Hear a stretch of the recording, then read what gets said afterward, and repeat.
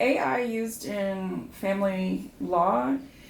Yeah, that's an interesting question because artificial intelligence is kind of the new thing. In fact, my daughter uses it a lot with regard to proposals, to draft emails, to present to clients as far as their marketing materials and things like that. So it's starting to become a little more, I wouldn't say mainstream yet, but more mainstream, and people are relying on a crutch. But it's difficult to use in the legal setting as we have it, because about the only time we really would see it currently in family law matters is when you're going to trial and you need to prepare your trial memorandum for the judge. And you could have AI or ChatGPT prepare it. They would go through, but the problem is AI is pulling law from everywhere. They don't know, oh, I have to stay within the border of Oregon for Oregon law or Washington law or California law. They're just pulling spousal support information from all sorts of things, case laws that may have been overturned. And so it creates this awesome map. It sounds great.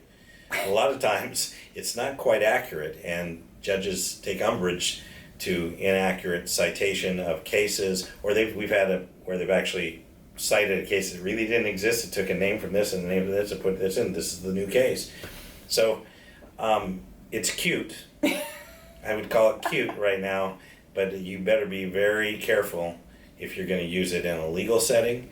And then you can't really draft pleadings because Washington and Oregon are pretty much form pleadings, and the sections are not conducive to some artificial means to put it in, because it has to be in the right way, in the right form, in the right section.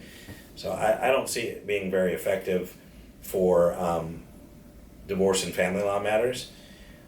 Research, maybe helping you, check your work, so to speak, to check your memos that you're preparing, or give you different ideas of your verbiage or what you use. So maybe as a small crutch. Grammarly is actually really good at that. I would trust that exactly. over AI. That is right.